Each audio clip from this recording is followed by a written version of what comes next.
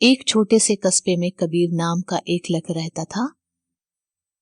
बच में ही पिता की मृत्यु हो जाने के कारण परिवार की आर्थिक स्थिति बड़ी दयनीय थी।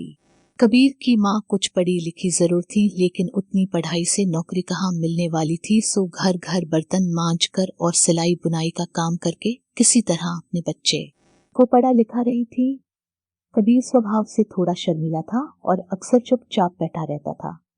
एक दिन जब वो स्कूल से लौटा तो उसके हाथ में एक लिफाफा था। उसने माँ को लिफाफा पकड़ाते हुए कहा, माँ, मास्टर साहब ने तुम्हारे लिए ये चिट्ठी भेजी है, जरा देखो तो इसमें क्या लिखा है। माँ ने मन ही मन चिट्ठी पढ़ी और मुस्कुरा कर बोली, बेटा, इसमें लिखा है कि आपका बेटा काफी होशियार है। इस स्कूल के बाकी बच्चों की तुलना में इसका दिमाग बहुत तेज है और हमारे पास इसे पढ़ाने लायक शिक्षक नहीं है, इसलिए कल से आप इसे किसी और स्कूल में भेजें। ये बात सुनकर कबीर को स्कूल न जा सकने का दुख तो हुआ, पर साथ ही उसका मन आत्मविश्वास से भर गया कि वो कुछ खास है और उसकी बुद्धि तीव्र है। माँ ने उसका दाखिला एक अन्य स्कूल में करा दिया। समय बीतने लगा। कबीर ने खूब मेहनत से पढ़ाई की।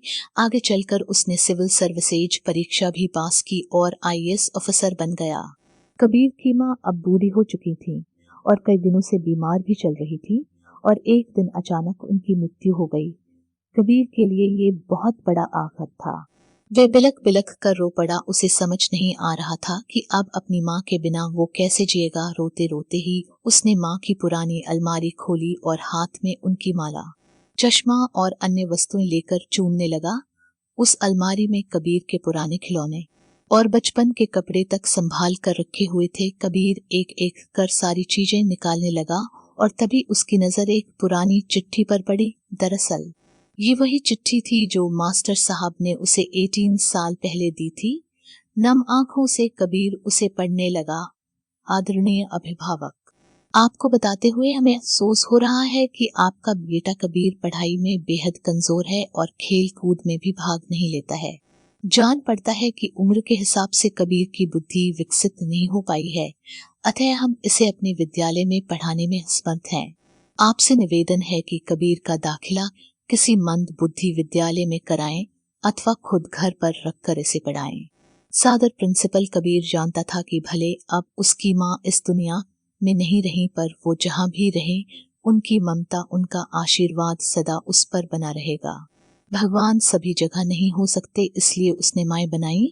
माँ से बढ़कर त्याग और तपस्या की मूर्त भला और कौन हो सकता है।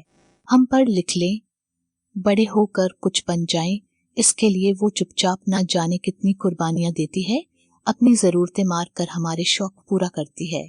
यहाँ तक कि संतान बुरा व्यवहार करे तो भी माँ उसका भला ही सोचती है। सचमुच माँ जैसा कोई नहीं हो सकता।